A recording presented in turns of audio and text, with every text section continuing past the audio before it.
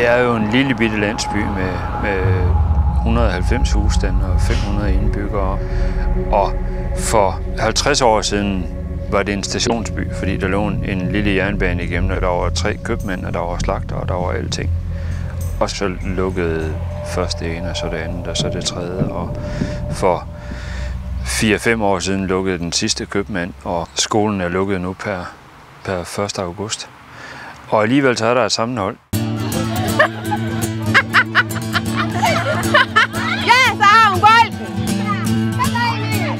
Vind er en rigtig lille by, når man ser den sådan udenfra, men altså, det føles meget stort med alle de mennesker, der er her i. Masser af dejlige mennesker og fællesskab, først og fremmest. Der er ikke så mange sure mennesker i Vind. Vi kender alle sammen hinanden. Det er godt nok. Det er hyggeligt. Og så skal I også vinde den her gang. Landsbycenter Vind, det er jo vores fælles samlingspunkt. Der er billiardforeningen, der holder til, og idrætsforeningen. Vi samles simpelthen alle sammen ned i det her center. Vi har alle sammen været med til at beslutte om, hvad skulle det her center være for os. Og det er resultatet i dag. Det er noget, vi selv har skabt.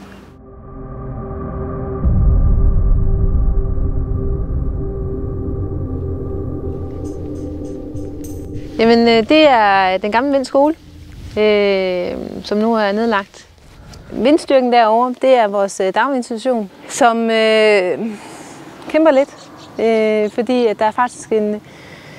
Så jeg snakker kommunen om, at den skulle nedlægges også. Den er også lille. I virkeligheden så kommer man til at lære hinanden meget at kende af at have børn i en fælles skole, så vi er en lille smule bekymret for, hvordan det skal blive fremover, når vi ikke møder hinanden på netop det tidspunkt. Der er ikke så mange på min alder, så det meste af min fritid den foregår inde i Holstebro, hvor jeg har min fritidsinteresse og sådan noget. Men udover det, så er der hyggeligt i Vind. Altså det eneste, jeg tror, jeg savner ved Vind, det er nogle bedre bustider. Eller det er lidt træls at skulle spørge mor, om hun vil køre mig ind i byen, for at komme over til min veninde, som måske bor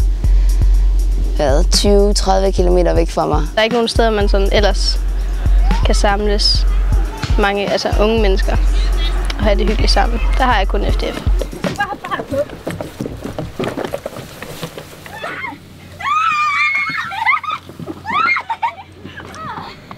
Det er jo vigtigt at fastholde et liv i landsbyen, fordi det gør det trygt at leve i en landsby, når man kender hinanden. Den udfordring, der nu ligger for os frivillige, bliver jo at samle børnene til nogle aktiviteter, som de synes, det er rart at komme hjem til.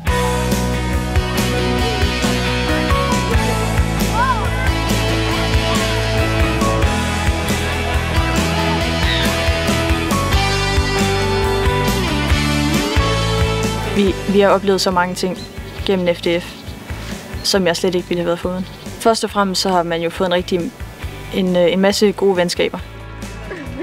Jeg har været FDF'er lige siden jeg var helt lille, så for mig der har det betydet ekstra tid sammen med mine venner. Og masser af helt vildt sjove lejre, vi har været på, og masser af gode oplevelser. Når man er FDF'er, kan man ikke blive valgt fra.